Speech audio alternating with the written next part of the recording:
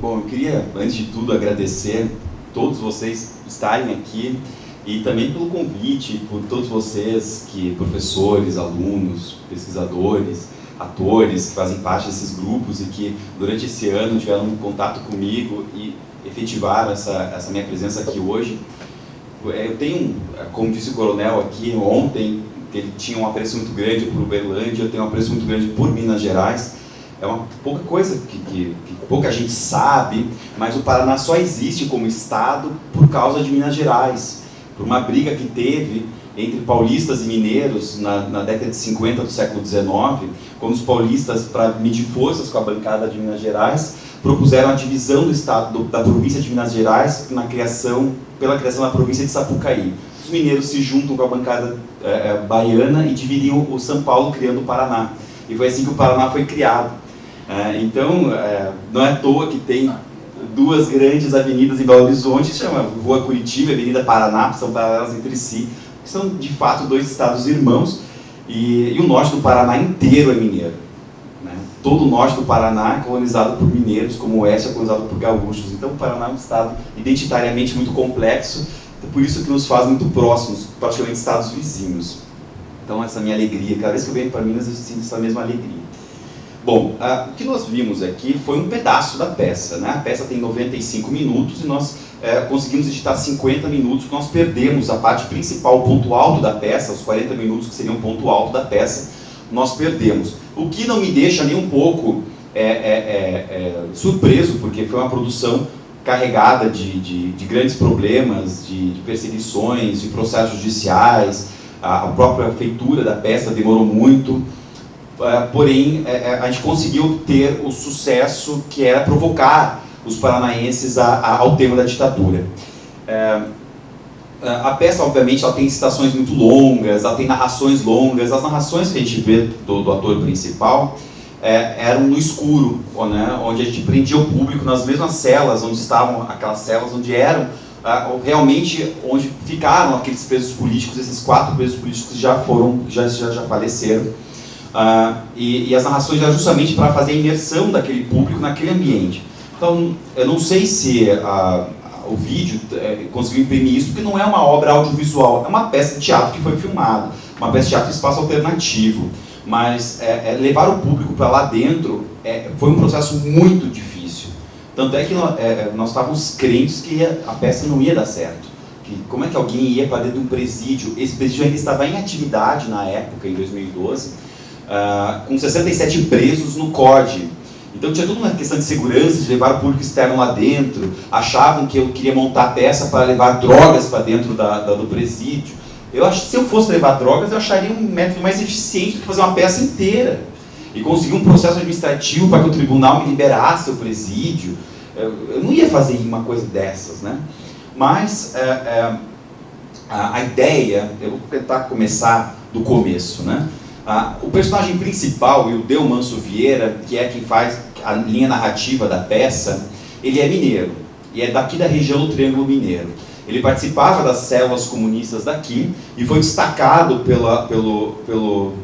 pelos militantes dessa região, e por isso a coincidência de justamente vocês fazerem o evento e chamarem a peça. Realmente eu acho isso muito, muito espetacular, né? O Ildeu é destacado para ir ao Paraná, porque o Paraná ele tem um histórico de ser uma população extremamente reacionária, né? É muito comum no Paraná nós termos até hoje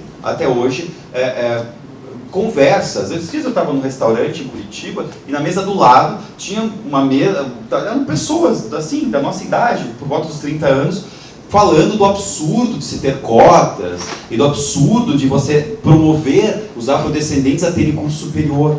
Na mesa do lado. Uma coisa que eu achava que realmente a gente não escutava mais, a gente escuta isso até hoje em Curitiba. E a ideia principal de nós querermos montar essa peça com o recorte histórico da ditadura no Paraná foi porque em 2006 foi feita uma pesquisa em todas as capitais do Brasil e em grandes cidades, e pasmem, mais da metade dos jovens entrevistados em Curitiba ansejam a volta da ditadura militar. Isto é, eu estava terminando o meu curso de Direito, isso foi em 2006, e é difícil você ser um curitibano, olhar para o jornal e ter que constatar que sim, os seus colegas gostam da ideologia de direita, e não somente por serem de direita, mas querem a volta da ditadura militar, achando que por uma segurança institucional maior, teríamos uma moralidade administrativa, teríamos um Estado coercitivo, porém com uma segurança para os seus munícipes e para os seus cidadãos, e com um discurso realmente que rui, um discurso que não se sustenta.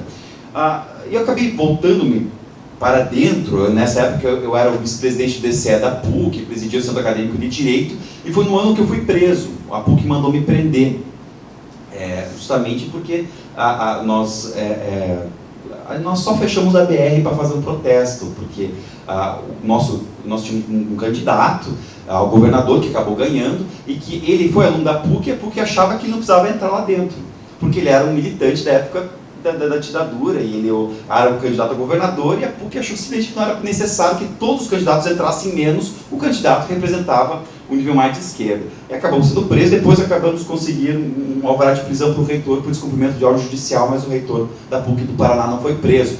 Mas foi um período tenso e que me fez refletir justamente sobre o que se passa pelo Paraná. O que se passa pelo Paraná? E talvez o que se passa pelo Brasil até hoje. Não sei se vocês estão acompanhando, mas há 2 meses atrás, o governo do Tarso Genro, do Rio Grande do Sul, mandou aprender literatura anarquista nas casas dos supostos anarquistas gaúchos. Isso faz 2 meses isso. Fazem 60 dias que Curitiba suspendeu o feriado dos afrodescendentes, do orgulho dos afrodescendentes, da promoção dos afrodescendentes, que é o feriado que quase todas as capitais possuem, que é de 20 de novembro, foi suspenso em Curitiba. Então nos faz refletir o porquê que isso acontece no Paraná e o porquê que ninguém cita a passagem da ditadura pelo Paraná. O Paraná, logo depois do golpe de 64, já tinha um histórico de torturas já muito intenso. Durante o período getulista, pelo excesso de alemães que povoaram o Paraná, pelo excesso de ucranianos, poloneses, vocês sabem que o Paraná é um estado que é um Brasil diferente na linguagem do Wilson Martins e de outros antropólogos que combatem aquela visão da Casa Grande Senzala, do Freire e de outros grandes nomes, né? O Paraná veio um pouco contra isso, uma vez que o Paraná ficou por mais de 200 anos sem almas humanas, sem almas no oeste. Então só tínhamos o primeiro Planalto, que é o litoral em Curitiba, com aquele substrato lusitano, e que simplesmente veio um número de quase 4 vezes maior do que a população nativa, que falava a língua portuguesa, de europeus famintos.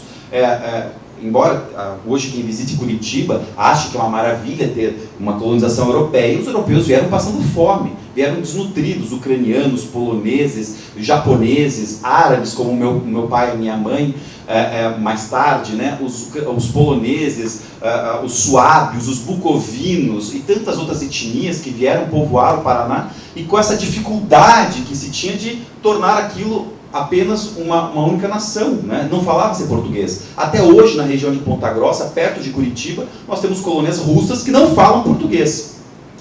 Porém, grande parte desses imigrantes trouxeram suas ideologias, que estão impressas hoje na identidade do paranaense, que somos brasileiros. O Paraná é um estado do Brasil, embora tenha gente que não queira. Ainda tem idiotas que acham que o Sul é viável ser um país.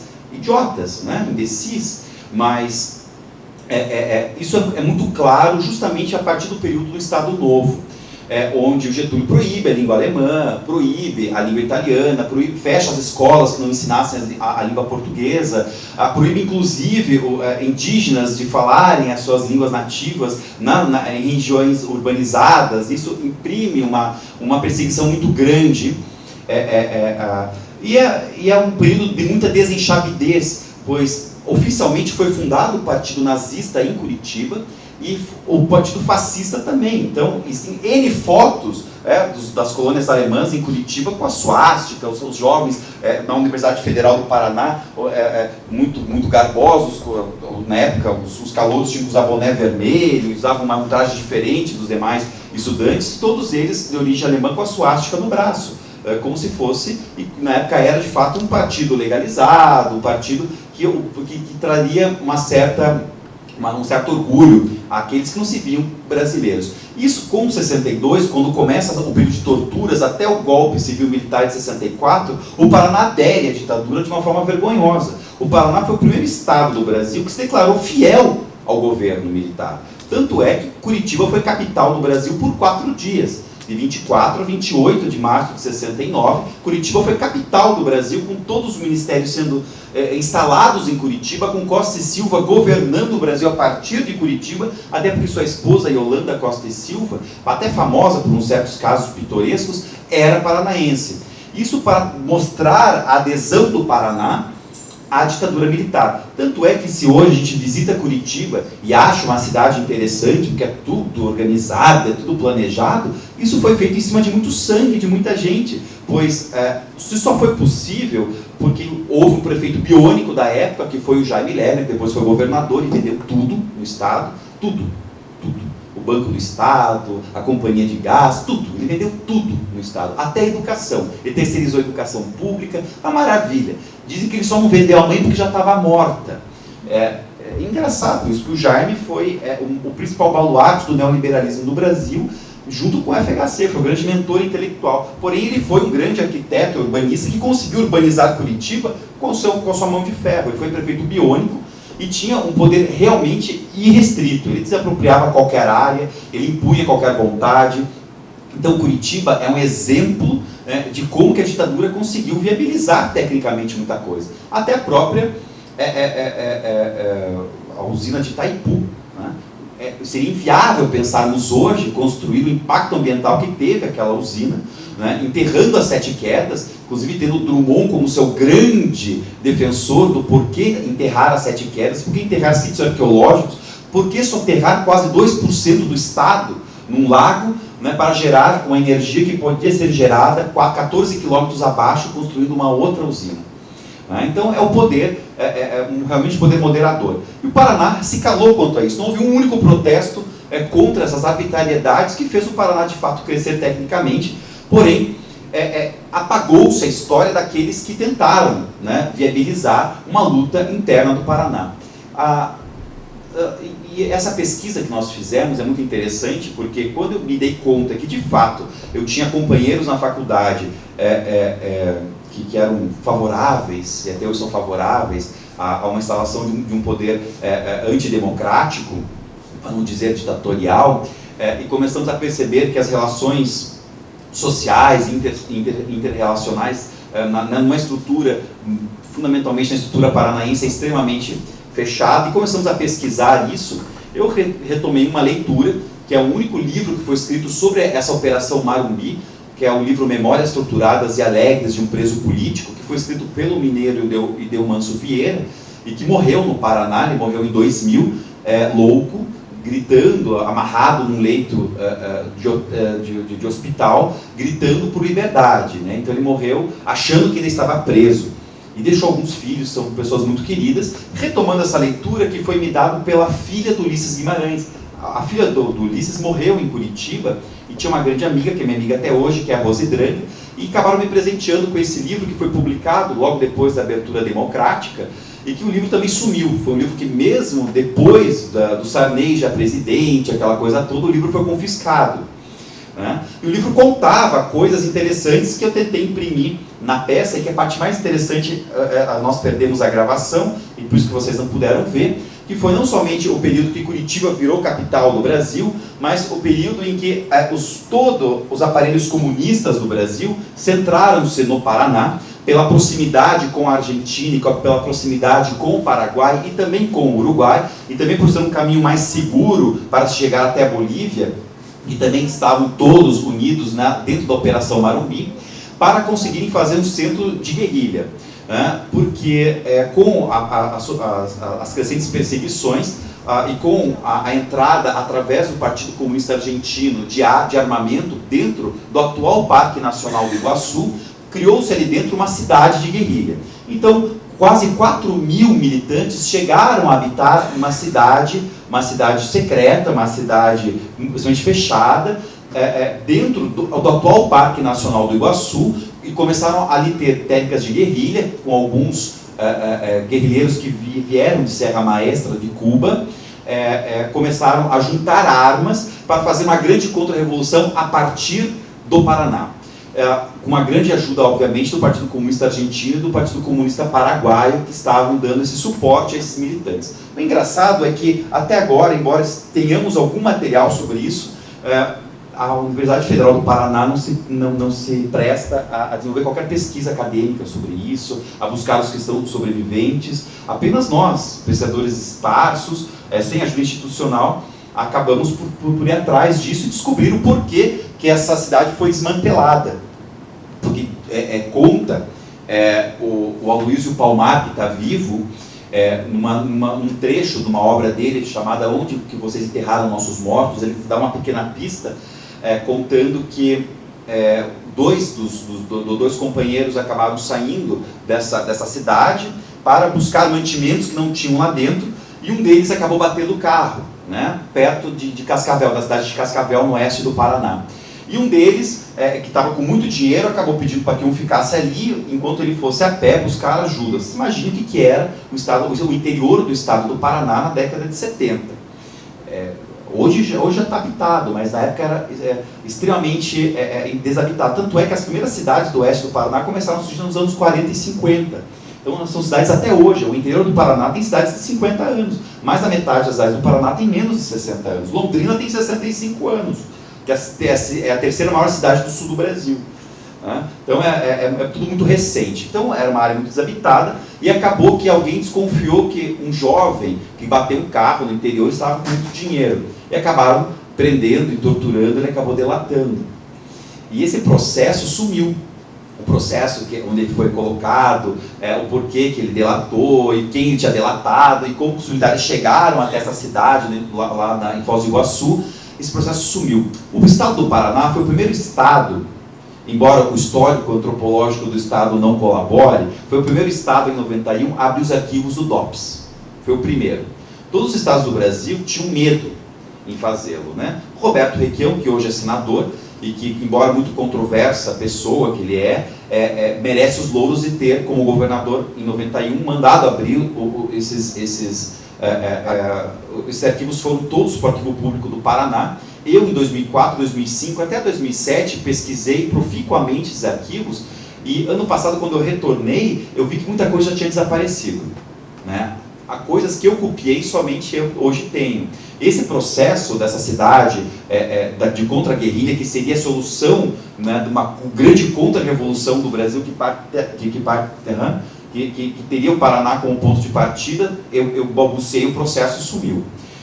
Outro caso interessante, que é a passagem de Che Guevara por Curitiba, também foi a última passagem dele no Brasil antes dele sucumbir, e da onde saiu a informação, né, que fez com que ele fosse caçado na Bolívia, partiu de Curitiba, e sempre foi uma lenda, Che Guevara passou por Curitiba, foi uma lenda, até que nós achamos o processo confidencial do DOPS, que estava no arquivo público, com o passo a passo, exatamente por onde ele passou. Na peça a gente conta, né, que ele desceu sem barba, com um terno de linho, e foi justamente passar informações para a célula que estava em Curitiba, dos comunistas, para munirem a eles de como iriam ser os próximos passos, né? O último sobrevivente dessa reunião foi o Valêncio Xavier, que era cineasta. Ele morreu de Alzheimer há uns 2 anos atrás, e ele não contou nada. Ele escreveu um artigo que ficou escondido por um bom tempo, que eu consegui cópia, e ele falou que não contaria nada do porquê que o Che passaria pelo Brasil justamente por Curitiba, porque o pacto que foi feito naquele dia era que ninguém comentasse nada do que aconteceu, e assim ele o fez. Então, os poucos subsídios que nós temos são desses documentos do DOPS, que eu consegui algumas cópias, e fiz algumas cópias, distribuí para alguns pesquisadores, mas que o arquivo público desapareceu. Quero tentar otimizar o tempo aqui. Bom, eu tinha... Lá no Paraná, quando alguém fala muito, a gente fala que fala mais que o homem da cobra. Eu falo mais que o homem da cobra. É muito interessante também essa questão da célula árabe-judaica que tinha no Paraná. Embora duas etnias teoricamente conflitantes, eu, como árabe, posso dizer que não tenho nada contra o judeu, apenas contra os sionistas, que cometem crimes, e que a ONU já reconheceu como crimes contra a humanidade na região da Palestina. mas, ou da Palestina ocupada, que costumou se chamar agora de Israel. Mas no Paraná, ambos árabes e judeus se juntam em células comunistas, pois tanto os judeus que vieram para o Paraná participaram, inclusive o personagem que a gente coloca na peça, ele havia participado da Revolução de 17, ele havia participado da implantação dos primeiros kibbutzim em Israel, e depois veio para o Brasil, militou contra a ditadura aqui, foi preso, torturado e morreu aqui. Então, ele passou muito desse conhecimento. E grande parte dos mentores ideológicos dos partidos das células comunistas no Paraná eram árabes também. Quem unia financeiramente toda a guerrilha e a impressão de documentos e livros era o Dr. Caran, que era árabe, e a filha dele está viva, a esposa dele está viva, e os militares não tiveram enxabidez alguma de torturarem ele com quase 80 anos. Né? Então, até ele sucumbiu por essa causa. De tal forma que nos dá subsídios, e vamos começar agora a estudar esse raro arranjo social entre árabes e judeus se juntarem por um bem comunista progressista da época. Né?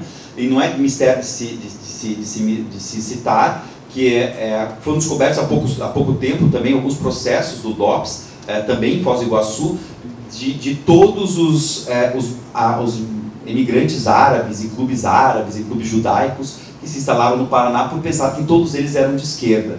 Né? Inclusive eu estou pesquisando isso para ver onde que aparece meu pai, que nunca militou em lugar nenhum, mas migrou justamente em 69. Então, veio para o Brasil em 69, então justamente com certeza ele foi fichado, porque outros parentes e outros nomes próximos nossos, quando entraram no Brasil, foram fichados, e aonde, como eram mascates, tinha-se toda uma preocupação que eles fazessem transmissão de informações, etc., que na verdade eram apenas mascates, né? Mal falavam português. Até hoje meu pai mal fala português.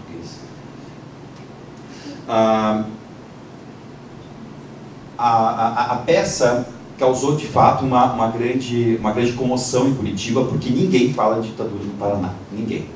É interessante porque quando nós começamos a fomentar isso e usar o AU e colocar alguns nomes que não são familiares a vocês, mas falar em José Richa, que é o pai do atual governador do Paraná e foi governador do Paraná, falar do Jaime Lerner, que foi governador 2 vezes, falar do Álvaro Dias, nós falamos na peça, que hoje também é senador pelo Paraná e que quase foi cassado. São nomes muito comuns, muito próximos ao dia a dia do paranaense e que a gente realmente não tinha noção, pelo menos a maioria do povo do Paraná não tinha noção, que foram pessoas que lutaram contra ou a favor. E nós, na peça, e infelizmente essa parte também nós não conseguimos restaurar, nós damos os nomes de todos os torturadores, um por um. Né? Isso me legou perseguições, eu fui exonerado, né? Eu era servidor público, eu fui exonerado no passado, eu tive algumas perseguições, eu estava terminando a faculdade na época e eu sentia uma certa resistência de alguns grupos.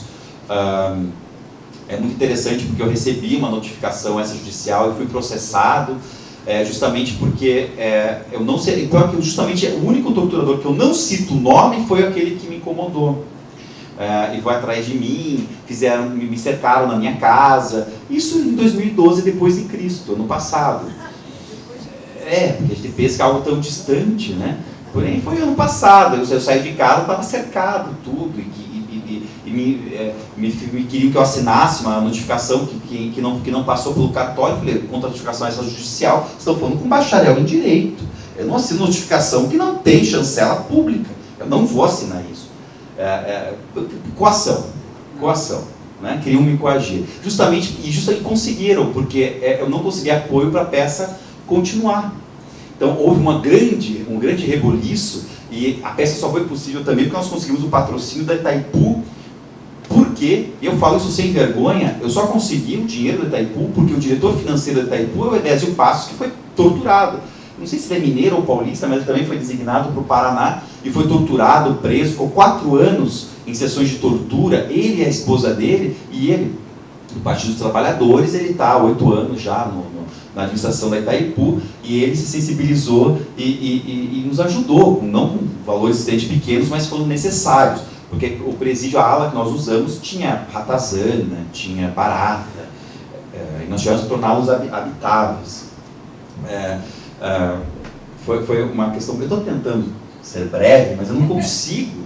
Eu estou tentando pular aqui, mas eu realmente não, eu não consigo. Eu quero... eu queria que vocês entendessem esse período histórico também, porque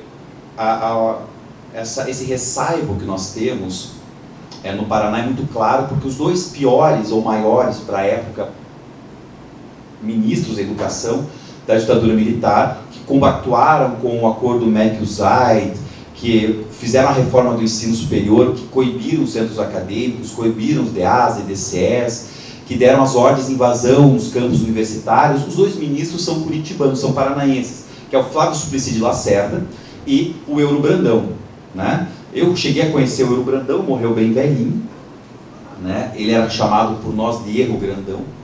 E o Flávio Suplicy de Lacerda inaugurou o próprio busto no campus da Federal. É maravilhoso isso, porque depois de 69 os alunos arrancam o busto e fazem uma foto famosa até da ditadura, arrancam o busto dele, botam na cara dele no asfalto e arrastam por uns 10 quilômetros a cara dele. Os 4 estudantes desapareceram, né? Foi o preço que eles pagaram, mas foi uma foto emblemática da época da ditadura. Isso é muito impresso na vida universitária da Federal do Paraná, porque todo dia que a gente entra no campus de Humanas, lá no campus da reitoria, a gente tem que dar bom dia para o busto do Flávio Suplicy de Lacerda. Então isso é muito claro. Vocês têm aqui a Avenida Rondon, né? Eu acho maravilhoso isso, né? Eu acho maravilhoso. É a prova que nós vivemos um período ainda reacionário, né? Não é só a perseguição aos anarquistas, ou só os feriados suspensos, mas nós temos ainda uma ditadura velada, e que no Paraná isso fica muito claro. Tanto é que qualquer expressão de movimento de esquerda, tanto é que o PT do Paraná é um PT da estrela arredondada, com as pontas arredondadas. A estrela é amarela nas propagandas políticas do Paraná. Os militantes lá falam um discurso diferente. Com a gente que gosta de ciência política, de politologia e analisa as propagandas políticas do Brasil, a gente vê que no Paraná é um pouco mais doce, né? É um PT mais doce, né? O PCdoB é reduzido à militância da UJS, isso é nada, não tem expressão nenhuma, né? Porque é rodízio, é igual um hotel de centro, é uma rotatividade enorme, né? As pessoas crescem e saem, né? Desculpem se eu ofendo alguém dizendo isso, mas como eu militei, eu sei como é que funciona. É a realidade fática, né? Porém, no Paraná nada serve isso, né? Porque o discurso não está incorporado. Eu tenho mais quantas horas? Já, só uma partezinha. Censura. Como ele não está sempre aqui com a gente, eu sou da casa, eu queria então conceder uma parte do meu tempo. Não faça isso. Sério, eu estou sempre por aqui, acho que a gente pode, né? É uma proposta. Eu só tentei cronometrar assim para... Você está certíssimo. Você está certíssimo. Pode voltar?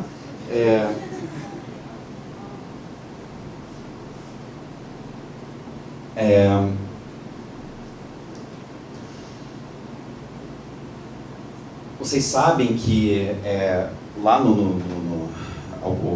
88 houve uma tentativa de restauração da ditadura militar. Em 86, desculpa, uma tentativa de restauração da ditadura militar através do movimento aquartelado de alguns militares que estavam desgostosos com a constituinte que estava se instalando, etc, etc, etc. Isso aconteceu em que estado? Vocês imaginem, né? E foi no estado do Paraná.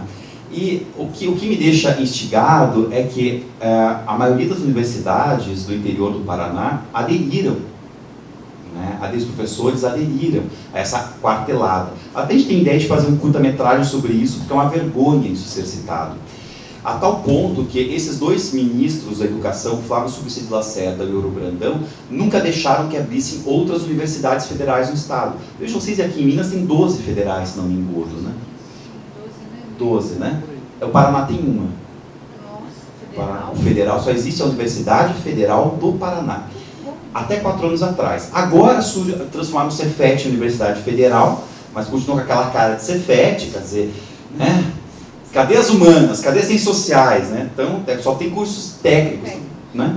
E abriram a Universidade das Três Fronteiras, lá em Foz do Iguaçu, que é administrada pela Federal do Paraná. né? E em contrapartida nós temos 8 universidades estaduais.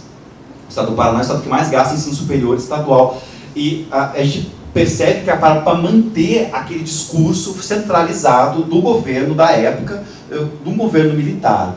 Então, o estado do Paraná, todos os governadores do estado eram pró-ditadura, isso é uma coisa que nós não temos em outros estados. Todos os prefeitos de Curitiba eram nomeados, todos eram biônicos, isso é muito impresso ainda no cotidiano, a ponto de nós pegarmos trabalhos, uma professora se prestou a guardar alguns trabalhos dos seus alunos do ensino fundamental dos anos 70. Lembram de 72, do Sesc Centenário da Independência? Né? E os alunos chamando o Costa e Silva, o Castelo Branco de heróis, os heróis da República. Então os trabalhos eram impressos numa forma de perpetuar esse discurso extremamente reacionário. Eu queria trazer para vocês essa discussão de como é importante a gente levantar, suscitar, porque isso que está acontecendo aqui no Paraná é impossível até hoje. Até hoje é impossível. Quando nós fizemos um evento pelo Núcleo de Processos Identitários da Federal, uma rodada sobre direitos humanos na Palestina, vocês sabem que faz uns 4 dias saiu uma ordem de prisão com uma criança de 4 anos na Palestina. Israel mandou prender uma criança de 4 anos, que não saiu das fraldas ainda. Eu botei no Facebook isso. O povo não acredita, mas é verdade. Nós fizemos então um colóquio na Federal do Paraná, universidade pública, de qualidade, que tem um afã para discutir isso, e nós simplesmente tivemos a visita de 2 agentes da Mossad, no evento, sim, sentados. 2 olheiros. Isso foi em 2010, depois de Cristo. Não foi no absolutismo monárquico. O evento era sobre o quê? Sobre os direitos humanos na Palestina. Né? E o pior, nenhum dos palestrantes eram árabes nem judeus, eram todos pesquisadores que estavam fora da temática, né? Documentários de alemães, documentários de poloneses, quer dizer, ninguém de dentro da seara, e nós tivemos a visita desses agentes. E o pior, a universidade ficou com medo. Né? O professor Jamil Zugueiri me disse, que é o coordenador no núcleo, que recebeu ordens da reitoria de suspender o evento no meio. Será que nós vivemos de fato uma democracia? Será que esse modelo que nós temos da democracia participativa, que tão nascitura e tão pouco aproveitada, desse discurso de uma democracia apenas refletida através dessas eleições diretas que nós temos, mas com representantes que não respondem ao anseio, a gente vota em alguém que faz o que quer. Ao contrário da Suécia hoje, que está tendo um movimento, não sei se vocês estão sabendo, de que os parlamentares são eleitos e em cada votação consultam a base. E só votam conforme o anseio da base. Né? Então, obviamente, a gente continua com esses semblantes extremamente reacionários, extremamente fechados e retrógradas. Né? Não sei se vocês acompanharam, mas há 2 meses atrás um juiz de Santa Catarina disse que não se pode mais casar com pessoas do mesmo sexo. Mas o Supremo disse que não, mas ele disse que não pode. Eu sou juiz, eu acho que não pode. Mas em 2, 3 meses, faz pouco tempo. Ainda temos lapsos desse ranço reacionário. Nós pensávamos, nossos concidadãos das décadas de 40 e 50 pensavam que não teria um golpe em 64, uma vez que tinha acabado de sair, estava há 10 anos do final do Estado Novo. Né? Ninguém pensava que com a progressão que estava ocorrendo do pensamento, na educação, ninguém pensava que ia ocorrer esse retrocesso que até hoje nós pagamos a dívida. Eu não sei se me deixarem falar, eu falo mais que o Homem da Cobra, eu já disse para você, eu queria talvez deixar o professor falar e também suscitar a questão da resistência. Né? Nas regiões nós percebemos que há uma abertura maior, inclusive na universidade, e eu julgo justamente esses protestos de junho agora, o fato de serem apenas 20 centavos, que não foi nada mais além dos 20 centavos, eu acho que todos concordam comigo, que terminou nos 20 centavos, né? Baixaram a tarifa e todas as outras reivindicações e demandas cessaram. Né? Talvez o que tenha faltado nisso tudo tenha essa falta do aparato ideológico. Né? perdemos o aparato ideológico, nós estamos pagando até hoje. E talvez é que eu realmente fico impressionado em saber que vocês conseguiram fazer um evento aqui, que vocês têm um grupo de teatro que faz isso aqui, e que talvez se eu fosse mineiro, estudasse aqui, eu teria mais facilidade do que eu tive no Paraná. Os atores não queriam fazer a peça. Eu tive dificuldade para ter... Eu paguei os atores, eu não pedi gratuidade. Eu tive dificuldade em conseguir atores para fazer a peça, de medo. Eu tive dificuldade para conseguir corrupção. Foram 32 pessoas no projeto que eu tive que trazer por apelo emocional. Eu falei, por favor, venham trabalhar. Eles vinham por mim, ou pela produtora, que foi a Beth, que foi uma pessoa também muito querida. Mas ainda parece que há um ranço. Tanto é que no meio dos ensaios houve boicote. Nós perdemos o presídio no meio, sumiu todo o nosso aparato no meio lá do espaço cênico. A gente sabia que havia uma resistência, né? Nós tiramos os nomes dos carcereiros, o nome dos agentes penitenciários que ajudavam na ditadura, que ajudavam na tortura. Eles acabaram, acho que eles viram, eles colaboraram, eles tornaram a nos deixar utilizar o espaço. Porém, eu vou... Você tirou o nome de onde? Toda a peça. Eu citei o nome de todos os torturadores, um por um. Todos que eu achei nos processos, eu citei. Todos. Do primeiro ao último. Porém, havia alguns agentes penitenciários que colaboravam lá dentro, né? Até hoje, em Curitiba, existe o quadrante da tortura. Até hoje, porque era um raio geográfico de 4 ou 6 quadras, com alguns quartéis que até hoje existem no centro de Curitiba, onde eles saíam do presídio do AU e iam lá, eram torturados, depois passavam por uma clínica, que é a famosa clínica Marumbi, onde ficavam numa quarentena para ficarem coradinhos de volta, etc. E um médico atestava se eles podiam aguentar mais uma sessão de tortura ou voltariam para o presídio, e lá recebiam a visita dos secretários de Estado, dos familiares, eles estavam inteiros, então ninguém acreditava que havia tortura. E por isso que muitos torturados que iam ao AU eram de outros estados do Brasil, né? Porque como era um estado que era a favor da ditadura, como não havia militância aguerrida que denunciasse, né? Então era muito mais fácil torturar, então exportar ao Paraná e lá torturar. E é muito engraçado porque eu tenho as fotos, mas não aparecem aqui, aonde ficavam eles logo que chegavam. Lá no calabouço, né, de 1,5 metro de altura, extremamente úmido, sujo, e até hoje está lá. Então, engraçado, quando nós fomos visitar lá, em 2011, nós não tínhamos autorização para ir nos calabouços do presídio, e nós fomos, como estava aberto, a gente entrou. E pedaços de livros lá estavam, roupas ainda estavam lá, realmente era muito chocante. A ideia era fazer a peça nos calabouços. A ideia era fazer a peça no calabouço, porém acho que o público não ia aguentar ficar lá dentro por muito tempo. Então eu vou passar a palavra, que se você não passar, eu vou parar. Estou à disposição de vocês. Porque eu também fiquei com essa impressão a respeito do carcereiro.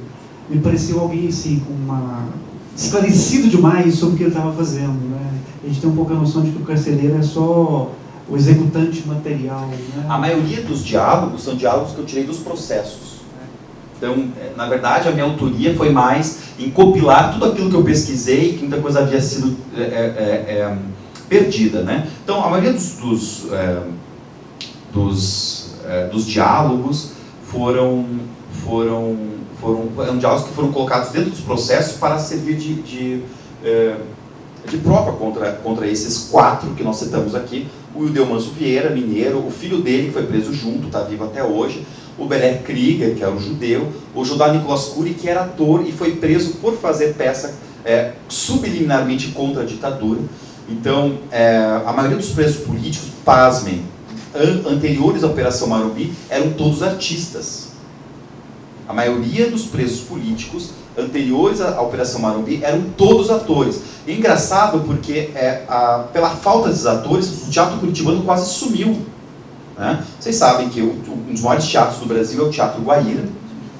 E o Teatro Guaíra ele foi construído em 1876 com o Teatro São Teodoro, fechou em 1935, que estava para desabar.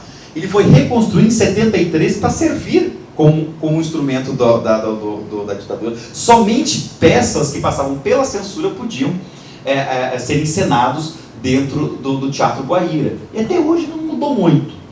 Não mudou muito. O Teatro Guaíra ainda é um palco oficial, né? Porém, quando inaugura o Teatro Guaíra em 73, não tinha atores em Curitiba para inaugurar. Tiveram que importar uma trupe de São Paulo para inaugurar o Teatro Guaíra em 73. Nós não tínhamos orquestra mais no Paraná, foi reaberto somente em 84 por um preso político, o Otto Bracarense Costa, que chegava todo dia para trabalhar com ópera, um vinil debaixo do braço, e o governador perguntou para ele, por que você escuta música assim? Porque traz... porque não tem orquestra no Estado, ele fundou a Orquestra Sinfônica do Paraná em 84. O Estado ficou carente de arte. Então a gente percebe que eles conseguiram sim destruir destruir a objeção de consciência dos cidadãos através da arte. Através da arte. Destruíram as células pensantes. Um fato que também pela edição e pela perda das imagens nós não conseguimos ter aqui na peça, mas porém no texto original quando esses 4 presos políticos estavam sendo torturados, inclusive o Jodar Nicolas Cury, que era ator, e era discriminado pelos próprios comunistas por ser gay, então tinha toda uma questão dele ser ator, e de nunca delatar, e de ser homossexual, na época, chocante para eles, que ele já chegou na prisão dizendo que queria ficar numa cela, isolado, justamente para não ser abusado, etc., então, de fato, ele foi muito visado. E o Jodar, ele participaram, junto com o William Manso Vieira, de uma sessão de tortura, onde sabia-se que todos iriam morrer. Era chamada Noite de São Bartolomeu, que eles chamaram na época, que foi o desfecho da Operação Marumbi. E eles só conseguiram se livrar da morte porque eles acabaram delatando propositalmente um grande esquema que seria delicioso se tivesse ocorrido. O PC, o Partido Comunista Argentino, junto com o Partido Comunista Brasileiro, fundamentalmente nessas células do Paraná, estavam tramando a explosão da usina de Itaipu. E Itaipu patrocinou a peça. Justamente por quê? Para despistar e para tirar o foco das perseguições desses militantes do comunismo. Então, eles pensavam, se explodisse o Lago de Itaipu inteiro, primeiro que ia soterrar a Argentina. Vocês sabem que o Lago de Itaipu é uma bomba hídrica. Se abrirem todas as comportas ou desaparecer os muros de contenção de Itaipu, Mendonça e grande parte da Argentina fica debaixo d'água. Né? Ela está geograficamente acima. Então os militares da época foram extremamente sagazes, né? de afrontarem, justamente fazerem ali a usina, justamente além de destruírem as 7 quedas, de terem uma arma, uma bomba hídrica contra a Argentina. Então eles pensavam assim, explodir, e toda a munição e todos os explosivos já estavam em território paranaense, território brasileiro, era explodir o Lago de Itaipu inteiro, soterrar parte da Argentina, e com o caos que causaria, simplesmente eles conseguiriam ter fôlego para voltar à militância. Eles acabaram delatando isso na Noite de São Bartolomeu para preservar a vida de todos que estavam presos. Nessa Operação Marumbi foram mortos 82 pessoas, né? Junto com, vocês sabem, né? Foi a Operação Condor em todo, né? Com 200 mil presos, 100 mil desaparecidos. Em São Paulo, a Operação Bandeirantes, a OBAN, que colaborava com a Operação Marumbi no Paraná e com a Operação Barriga Verde em Santa Catarina. E desses 82, nós temos 82 nomes, porém há ainda nomes a serem reivindicados de pessoas que desapareceram, que nós não temos certeza que se foi dentro ou fora da operação. 82 fichas que foram resgatadas no arquivo público do Estado, que pode-se ter certeza que foram presos naquela época. Quase todos eles, como eu disse, artistas ou intelectuais. Pois não, professor, a palavra é sua.